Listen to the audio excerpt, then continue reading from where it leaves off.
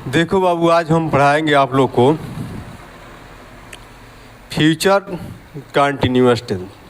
Future continuous tense में ये होता है, उसका एक स्ट्रक्चर ये होता है बाबू कि जिस हिंदी वाक्य के मुख्य क्रिया के अंत में जो है रहा होगी, रहे होंगे, रही होगी, इसे हम जो है फ्यूचर कंटिन्यूअस टेंस कहते हैं।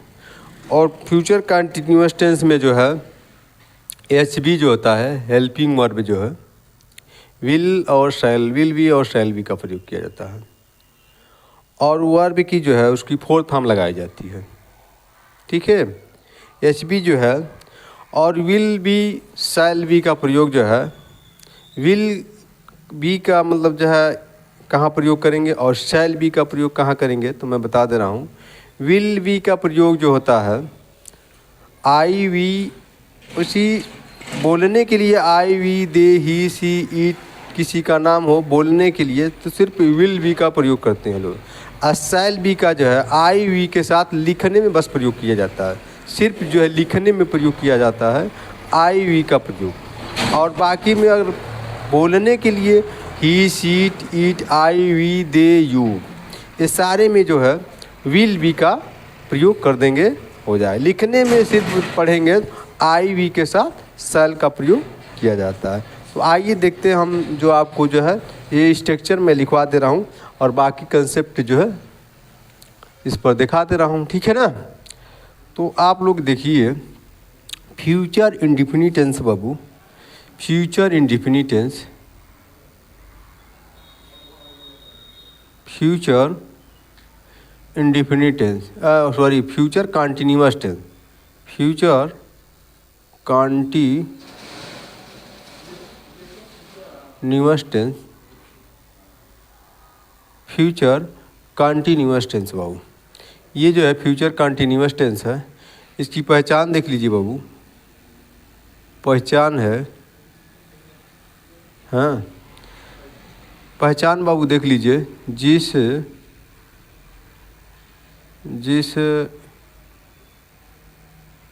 हिंदी वाक्य के, जिस हिंदी वाक्य के मुख्य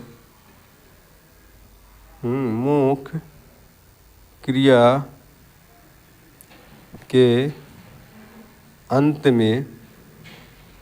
अंत में रहा होगा, रही होगी, रहे होंगे, तो हम इसे फ्यूचर कंटिन्यूअस टेंस कहते हैं। जिस हिंदी वाक्य के मुख्य क्रिया के अंत में रहा होगी, रहे होंगे, हाँ, तो उसे हम जो है फ्यूचर कंटिन्यूअस टेंस कहते हैं। इसकी पहचान हो गया बाबू। आप बाबू देख लीजिए, आप हाँ बैठो ध्यान से सुनो।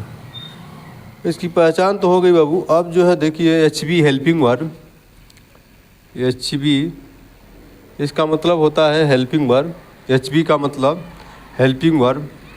तो विल बी और शैल बी का हम क्या करते हैं, यूज करते हैं, यानी प्रयोग करते हैं, ठीक है।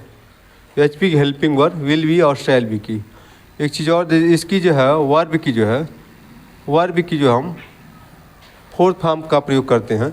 या तो ऐसे लोग बता देते हैं, ऐसे भी हो सकता है, V1 वर्ब की फर्स्ट फॉर्म के साथ ING जोड़ देते हैं, V1 कह देते हैं लोग, V1 प्लस ING जोड़ देते हैं। या तो वर्ब की फोर्थ फॉर्म, दोनों बात एक ही हुई, ठीक है। तो आप लोग ये समझ लिए H B helping verb will और शैल का। अच्छा बताइए बाबू, देखिए विल मैंने लिखने के लिए बोला हूँ, विल बी, जैसे विल बी का प्रयोग ही सी, हाँ इट किसी का नाम, हाँ यू दे इसका हम प्रयोग करते हैं विल बी का, और शैल बी का जो है शैल बी का हम प्रयोग करते हैं। शैल बी का प्रयोग बाबू हम करते हैं आई के साथ और वी के साथ। इसको छोड़ करके बाकी हम जो है विल बी में प्रयोग कर लेते हैं।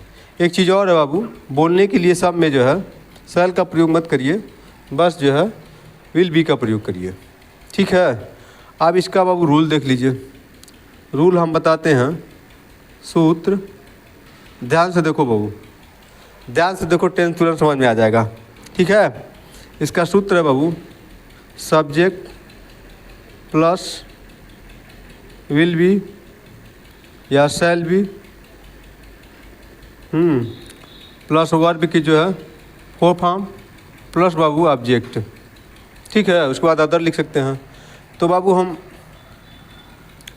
टेंस बना दे रहे हैं।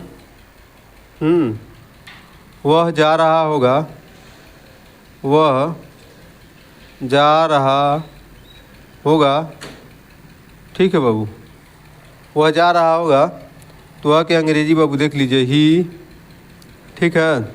ही के साथ क्या लगा देंगे बाबू, will be, he will be going, go मैंने जाना, आज की जो है फोर्थ फॉर्म लगा देंगे ING तो हो जाएगा going. He will be going, वह जा रहा होगा, वह खेल रहा होगा।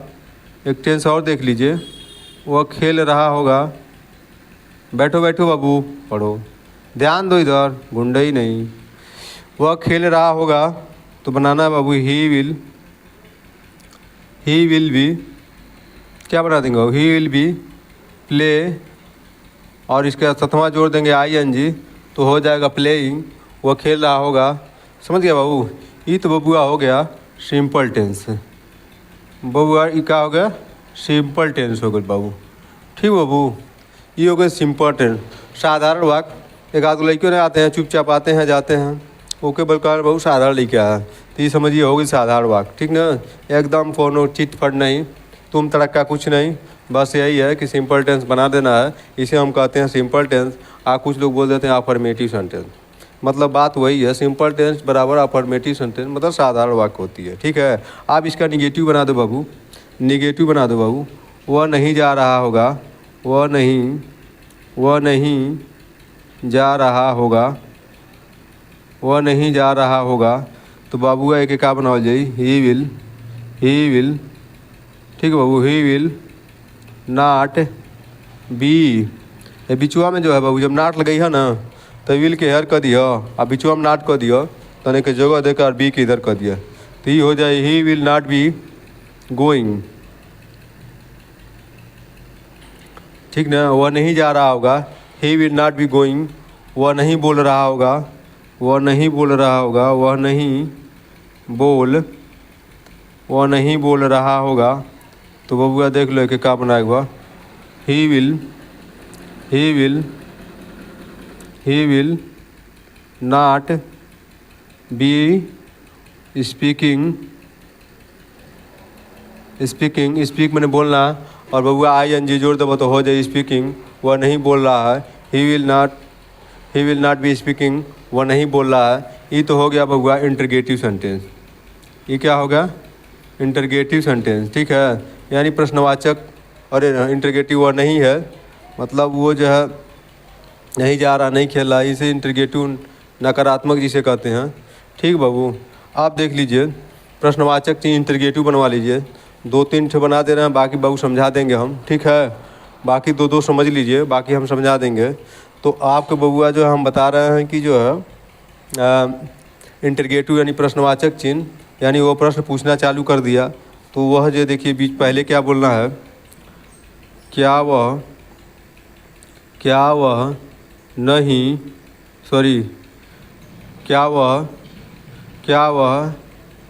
रहा होगा, क्या वह जा रहा होगा। तो बबुआ पहले आप ध्यान दें बबुआ, ये जो है बाबू पहले का आ जाइए, हम पहले सब्जेक्ट रहा है। आप जो बाबू HB हेल्पिंग वर्ब पहले लिख देंगे, उसके बाद सब्जेक्ट लिख देंगे, ठीक है।